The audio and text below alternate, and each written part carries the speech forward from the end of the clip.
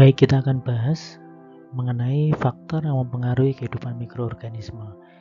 Nah, bab ini adalah bab terakhir sebelum kita membahas mengenai implementasi mikrobiologi industri di perkebunan, yaitu di industri gula maupun industri kelapa sawit. Kenapa kita perlu mempelajari faktor yang mempengaruhi pertumbuhan mikrobia? Nah, ada dua alasan yang mendasari kita mempelajari faktor-faktor yang mempengaruhi pertumbuhan mikrobia. Yang pertama adalah terkait mikrobia yang punya peran positif.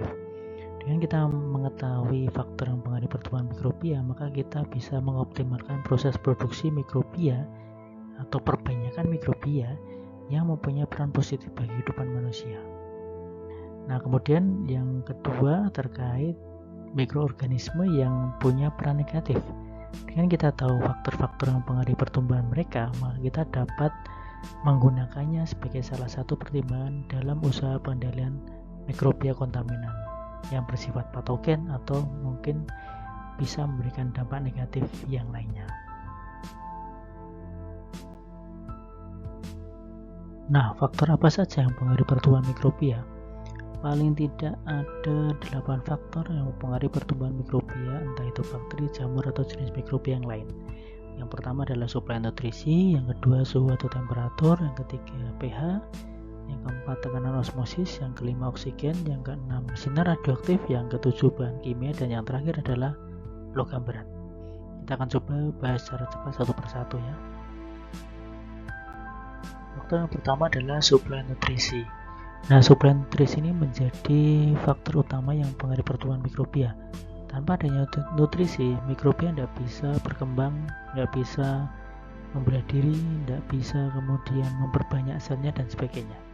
Sehingga kalau kita bisa mencegah nutrisi ini diakses oleh mikrobia, maka mikrobia tidak akan berkembang dalam suatu lingkungan.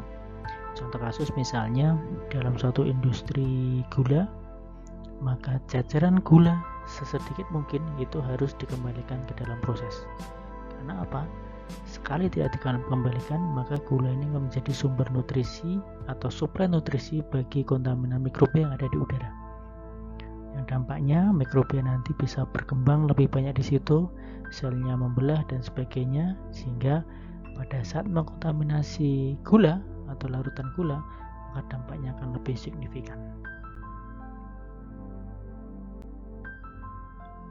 Faktor yang kedua adalah suhu.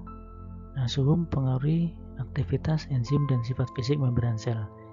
Enzim ini termasuk jenis protein, yang mana kalau misalnya kita panaskan suhu 60 derajat ke atas akan mengalami denaturasi, rusak. Kalau misalnya enzimnya rusak, selnya pasti tidak akan bisa berfungsi dengan baik.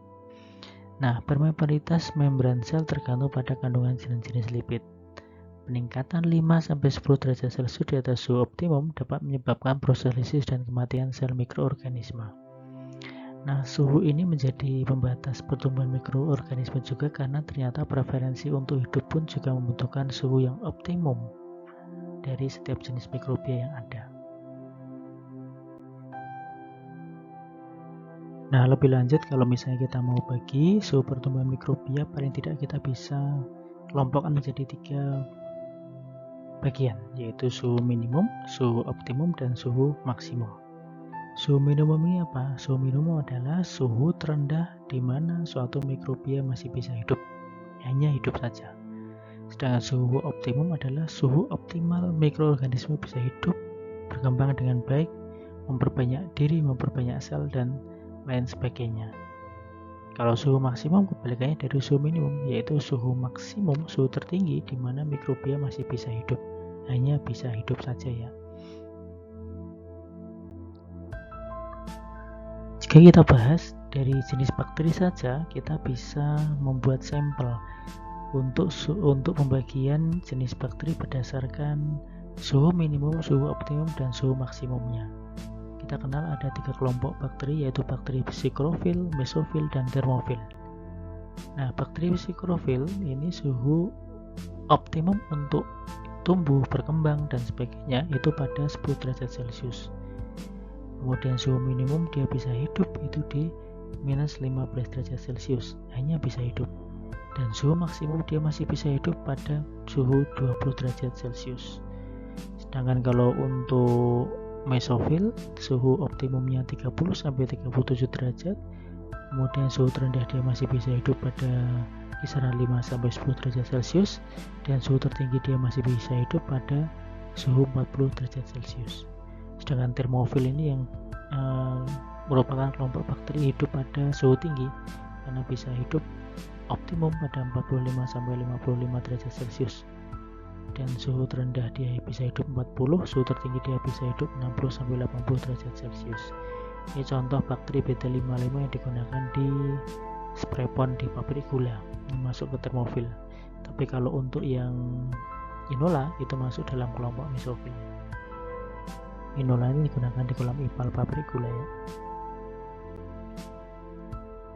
Faktor yang ketiga adalah pH atau potential of hydrogen.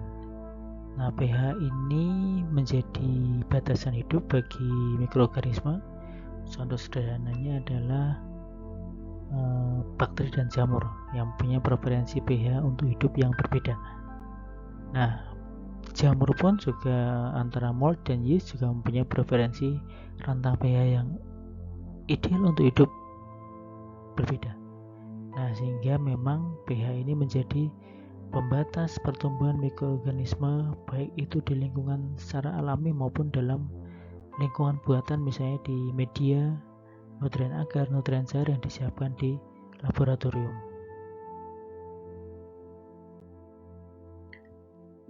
Kemudian faktor selanjutnya adalah tekanan osmosis. Nah, tekanan osmosis ini kalau masih ingat osmosis itu apa? Osmosis itu adalah perpindahan air dari konsentrasi tinggi ke konsentrasi rendah melewati membran semi permeable.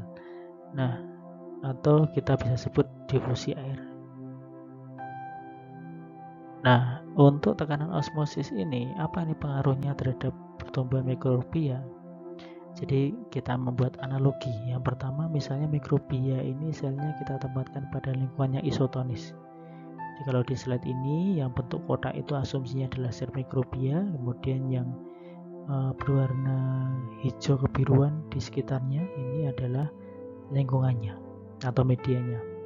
Kalau medianya isotonis itu artinya kandungan air di media, di lingkungan sama dengan di dalam sel, maka tidak akan terjadi apa-apa. Sel mikrobianya tetap hidup. Kemudian jika lingkungan dari sel mikrobia tadi kita ubah menjadi lingkungan yang hipertonis.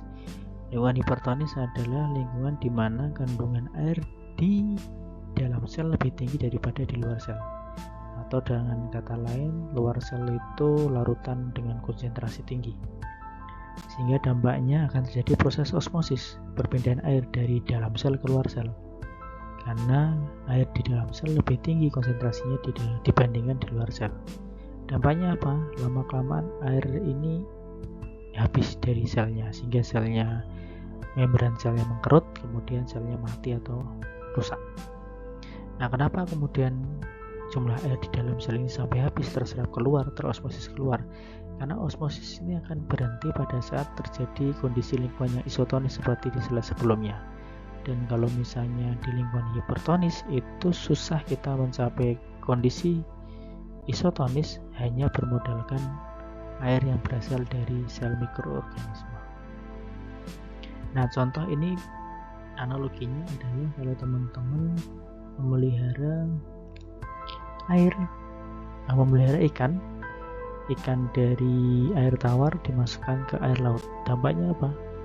Maka ikan air tawarnya mati. Kenapa? Karena air di dalam sel ikan air tawar akan terserap keluar. Lama-kelamaan ikannya mati. Atau kalau kita berendam atau berenang di pantai, maka permukaan kulit kita akan kering. Kemudian terjadi pengelupasan kulit. Nah, kenapa? Kulitnya yang bagian luar terkelupas gitu kan. Karena air di dalam sel-sel kulit ini terosmosis keluar karena kondisi lingkungannya, yaitu air laut, kadar garamnya tinggi atau kadar airnya rendah, sehingga air di dalam selnya akan terserap keluar. Lama-kelamaan selnya kering, gitu kan, karena kadar airnya habis sehingga selnya mengelupas, sel kulitnya mengelupas. Ini contoh analoginya di kehidupan sehari-hari, dan ternyata ini juga bisa dipakai untuk penghambat pertumbuhan mikroorganisme. Contoh lain misalnya di industri susu kental manis yang menggunakan gula rafinasi untuk mengentalkan susu atau menaikkan Brix. Ternyata susu kental manis ini Brix-nya di atas 40 derajat, 40%, mohon maaf, 40%. Nah, derajat Brix di atas 40% ini dapat mencegah pertumbuhan mikroorganisme sebagai kontaminan.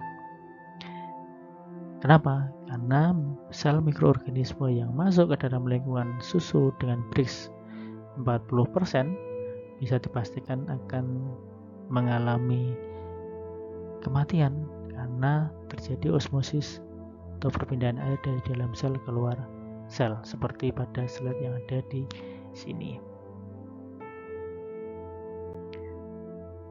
Sebaliknya, jika sel mikrobia dimasukkan ke dalam lingkungan yang hipotonik, yaitu lingkungan dengan kadar air tinggi atau konsentrasi rendah, maka air dari luar sel atau dari lingkungan sel akan terosmosis masuk ke dalam sel. Dampaknya lama-lama selnya pecah karena tidak mampu menampung air yang terus-menerus masuk ke dalam sel. Ini juga selnya akan mati. Ini contohnya sebaliknya, kalau tadi analoginya ikan air laut dipelihara di air tawar, ini pasti juga akan mati karena terjadi proses tekanan osmosis pada lingkungan yang hipotonik ini.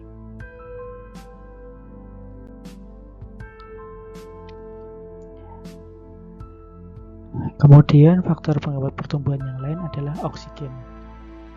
Mikrobia ini ternyata ada yang bisa hidup dengan oksigen, tetapi ada juga yang bisa hidup tanpa oksigen.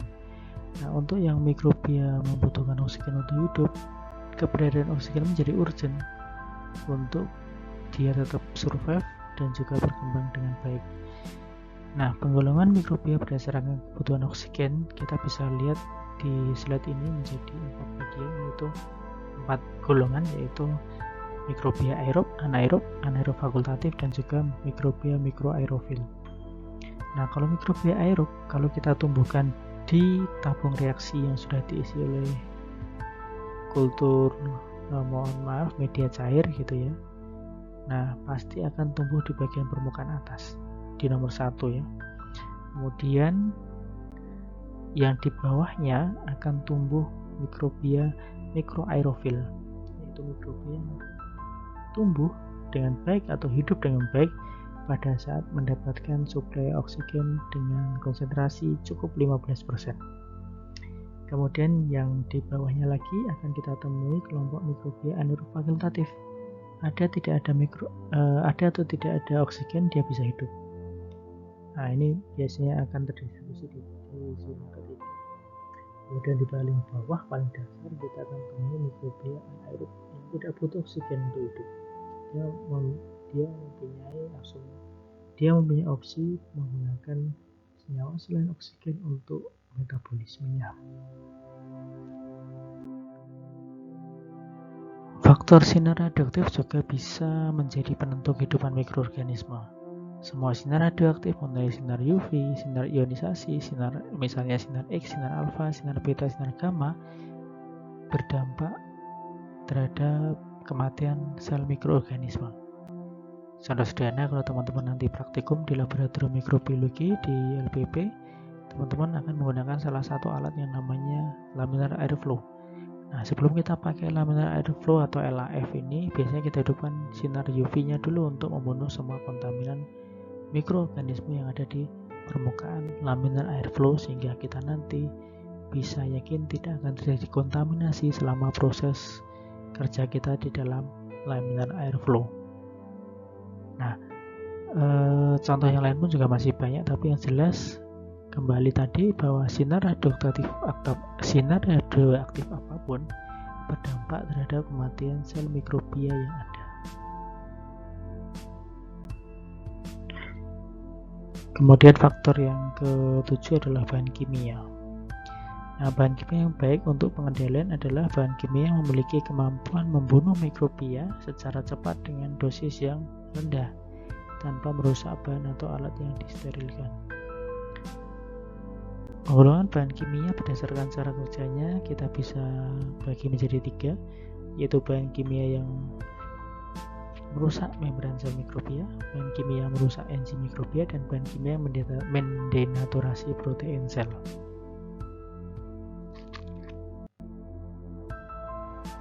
Dalam implementasi bahan kimia, kita bisa mengenang adanya sifat bahan kimia ini menjadi 4 jenis, yaitu yang bersifat mikrobisidal, yang bersifat mikrobiostatik, yang mempunyai sifat sebagai disinfektan, atau juga yang mempunyai sifat sebagai antiseptik. Nah, bahan kimia bisa membunuh mikroorganisme itu disebut bahan kimia yang mempunyai sifat mikrobisidal. Sedangkan kalau yang hanya mempunyai sifat menghambat pertumbuhan mikroorganisme, maka kita sebut sebagai bahan kimia yang punya sifat mikrobiostatis. Nah, kemudian disinfektan itu apa? Disinfektan adalah senyawa kimia yang dapat menekan pertumbuhan mikroorganisme pada permukaan benda mati seperti meja, lantai, dan pisau bedah. Contohnya adalah alkohol 70%. Ini yang kita pakai untuk membersihkan benda mati. Sedangkan antiseptik apa? Antiseptik adalah senyawa kimia yang digunakan untuk menekan pertumbuhan mikroorganisme pada jaringan tubuh, misalnya kulit. Contohnya apa? Sabun mandi, kemudian antiseptik cair, antiseptik gel yang biasa sekarang kita bawa kemana-mana selama pandemi, itu termasuk kelompok bahan kimia antiseptik. Ini adalah gambaran percobaan pengaruh bahan kimia terhadap pertumbuhan mikrobia. Nah, kalau di slide ini sederhananya adalah percobaan yang pertama kita tumbuhkan bakteri misalnya di dalam media agar yang kita sudah tuangkan dan memadat di cawan petri. Kemudian setelah ditumbuhkan misalnya bakteri di situ dan diinkubasi selama 1 hari, maka kita masukkan kertas saring yang sudah kita bentuk bundar seperti di gambar dan sudah kita rendam pada bahan kimia yang mempunyai sifat membunuh mikroorganisme. Nah, kemudian bahan kimia kertas saring sudah basah tadi dicelupkan dalam atau direndam dalam bahan kimia, kita masukkan secara aseptis ke dalam cawan petri dan kita tumpangkan di 4 titik permukaan yang sudah ditumbuhi oleh bakteri tadi. Dan ternyata setelah inkubasi beberapa jam akan nampak zona jernih di sekitar kertas saring yang sudah mengandung bahan kimia tadi.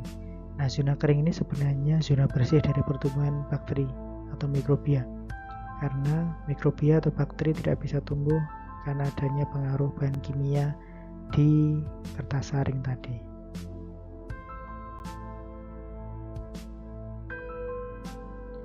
Faktor yang terakhir adalah logam berat. Nah, logam berat ini menarik karena kalau di industri gula gitu ya, kita bisa baca referensi literatur lama, mulai dari Peter Honda atau mulai referensi yang lebih lama lagi, sudah mulai dibahas mengenai daya logam berat dalam membunuh kontaminan mikrobia yang kita sebut sebagai daya oligodinamik atau kemampuan logam berat dalam konsentrasi rendah untuk mematikan mikrobia khususnya bakteri. Nah, di zaman Belanda dulu semua tangki nira kemudian padi nira itu menggunakan tembaga yang bisa mengeluarkan daya oligodinamik sehingga nira yang melewati talang nira atau melewati atau masuk ke dalam peti nira yang dibuat dari tembaga tadi otomatis akan disterilkan sehingga niranya menjadi bersih, tidak ada mengandung kontaminan mikrobia. Nah, contoh logam berat Ag, Cu, Ag, dan Bb.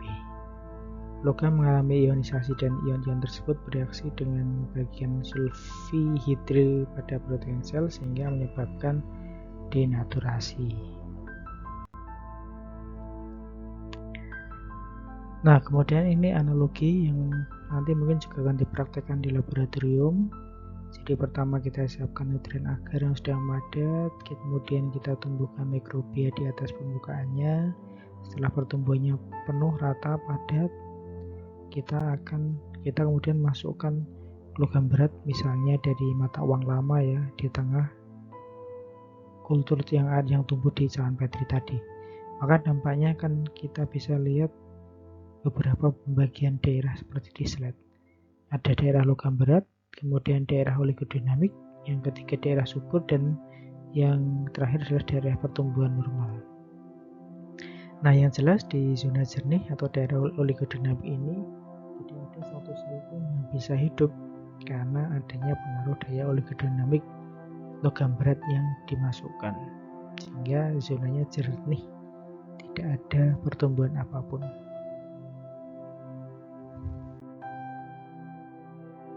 Ini adalah gambaran mengenai proses pengamatan daya oligodinamik di suatu kultur mikrobia. Kemudian ada 2 logam berat yang dimasukkan, dan sekitar logam berat ini kita bisa melihat adanya zona jernih.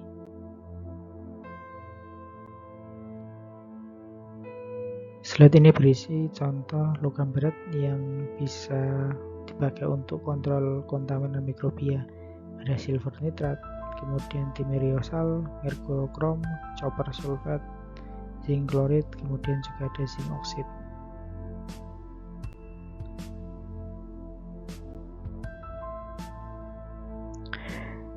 Oke, itu yang saya sampaikan terkait faktor yang mempengaruhi pertumbuhan mikrobia, dan kita masih ada 4 sesi pertemuan lagi atau 2 kali pertemuan karena 2 sesi dirangkap menjadi 1 pertemuan. Untuk pertemuan berikutnya kita akan membahas mengenai implementasi mikrobiologi industri di perkebunan tebu, terutama di industri gulanya. Kemudian yang pertemuan ke-13-14 kita akan membahas mengenai implementasi mikrobiologi industri di perkebunan sawit. Oke, terima kasih dan sampai ketemu nanti di sesi berikutnya.